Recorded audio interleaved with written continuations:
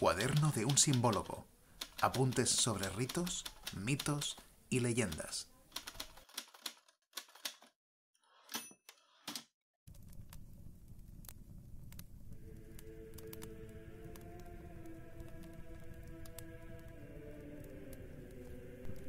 Queridos simbólogos, querida familia del cuaderno, hola de nuevo.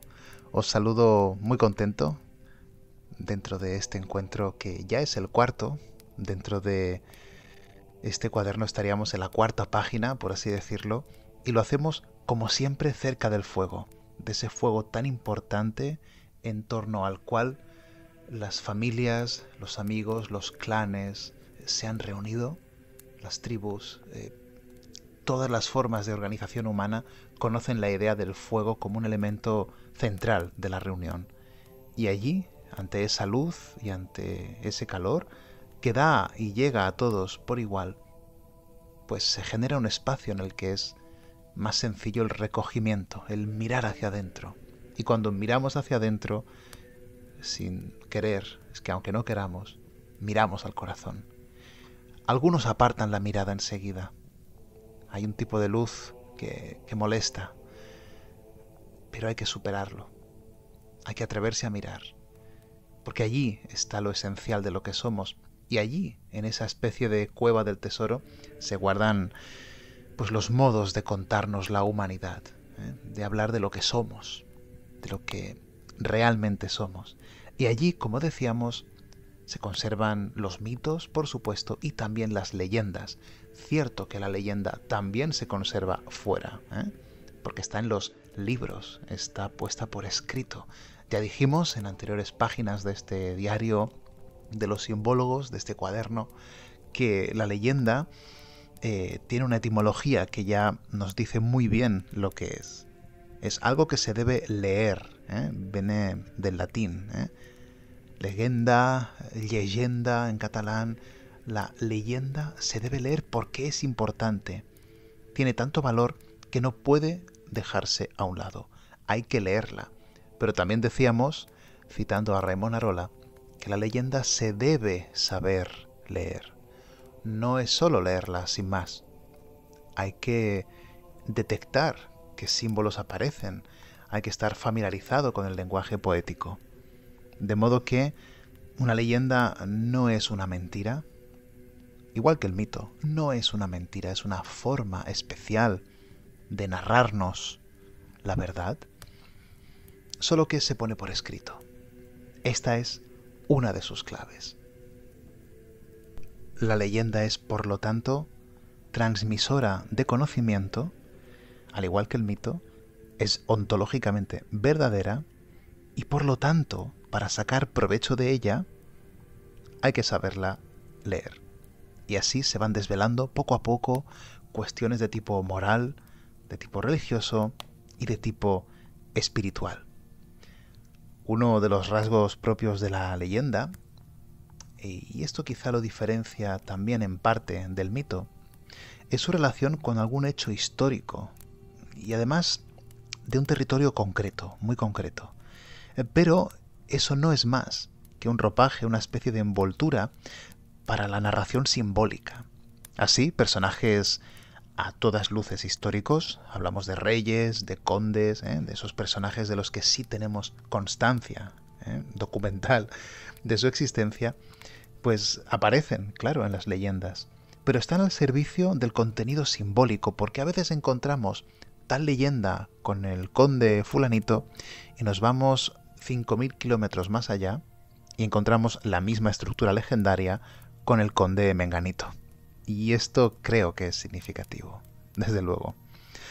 Como ya hemos señalado al principio, la leyenda, si tiene un aspecto importante, es el literario, es decir, se tiene que leer. Por supuesto que tiene un origen oral, como el mito, pero rápidamente pasará, por así decirlo, al papel, pasará rápidamente a un formato que permita dejarla fijada. Es interesante de nuevo, y me perdonaréis, pero no puedo evitar citar otra vez a René Guénon. Otras veces ya lo llamaré por su nombre árabe y así no estaréis tan tan cansados de escuchar a este autor. Pero es que es uno de esos autores seminales. René Guénon o Abdelwahid Ibn Yahya ha explicado perfectamente en varias obras que incluso la iniciación a los misterios está o estaba, podemos todavía decirlo en presente, reservada únicamente a ciertas personas que tienen cualificaciones peculiares, tienen rasgos bastante concretos y se les reserva a ellos la iniciación en los misterios. Sin embargo, el saber tradicional y las doctrinas más sagradas se pueden transmitir también de forma, digamos, atenuada, de forma asequible más o menos a todo el mundo. Por eso la leyenda es tan importante, porque recoge esa sabiduría, insisto, y volviendo a Guénon, de forma atenuada.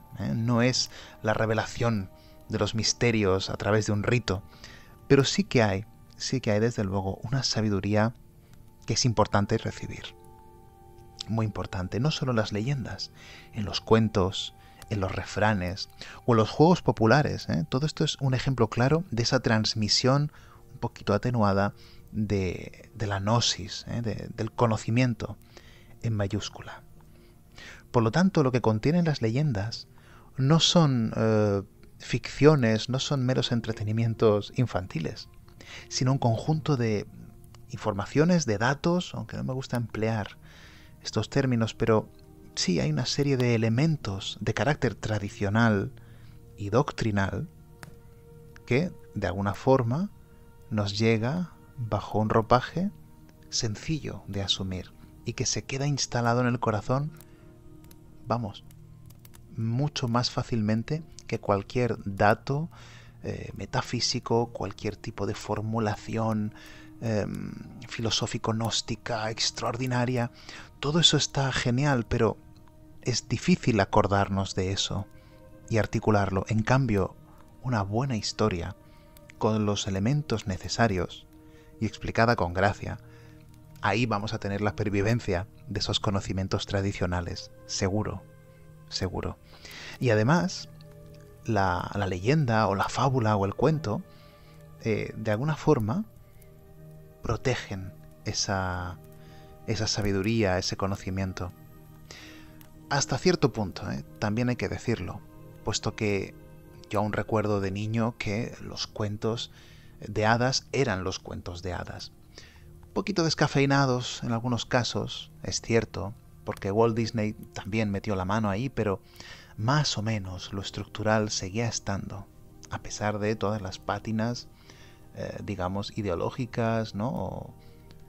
O de la sociedad propia de su tiempo, que están ahí dentro. Vale, pero la estructura era una estructura tradicional.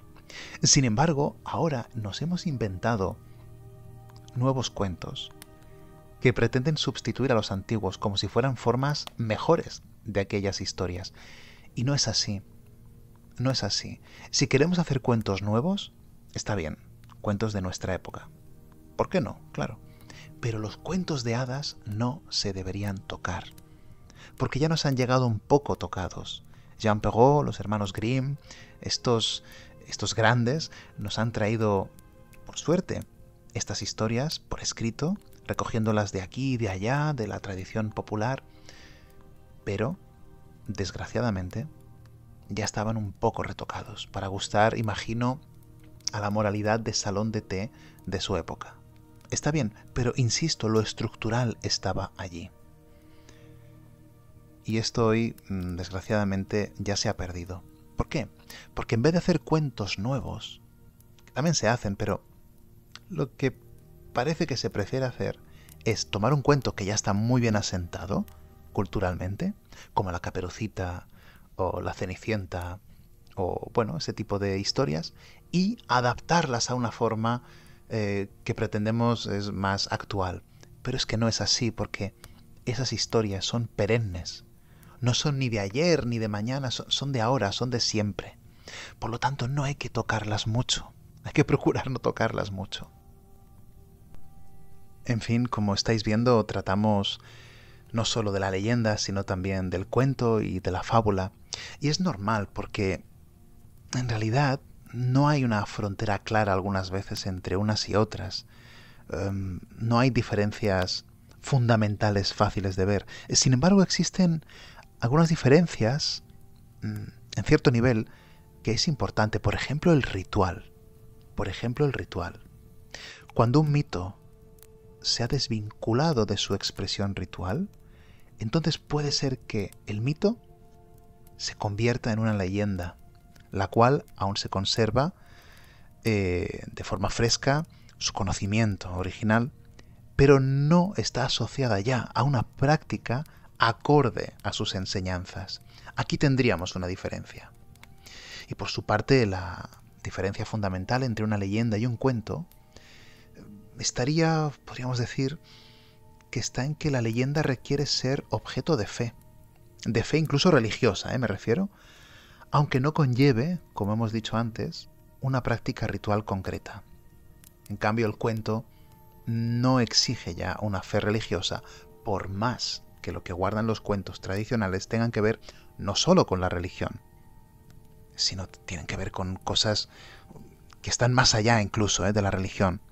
Pero para entendernos, para empezar a poner sobre la mesa estos elementos, incluso para debatirlos, de momento decimos esto. Para acabar, podemos señalar que los tipos más frecuentes de leyendas, hay muchos, pero los más frecuentes son aquellos que hablan sobre la fundación de un culto. Después tenemos la leyenda regia y luego la leyenda del nacimiento.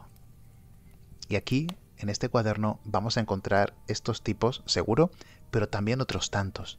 Yo soy particularmente amigo de las leyendas de los santos. Me gusta muchísimo la leyenda dorada o la leyenda áurea de Jacobo de la Vorágine, un autor del siglo XIII que, bueno, escribió las biografías, o mejor dicho, las hagiografías, las vidas de los santos, donde estos aparecen envueltos en 1000 historias fascinantes, donde aparecen demonios, gigantes, dragones, desdoblamientos, resurrecciones. Bueno, es una absoluta maravilla y por supuesto vamos a hablar en este cuaderno de ese tema. Pero eso, como digo, será un poco más adelante. Por ahora lo que me queda en esta página del cuaderno es sencillamente agradeceros de nuevo la confianza y prometeros nuevas páginas que poco a poco irán entrando en aspectos más concretos. Y veremos leyendas, por ejemplo. Un tipo de leyenda que veremos, que me encanta, es la leyenda que habla del hallazgo milagroso de algún objeto. Es decir, habla de una inventio.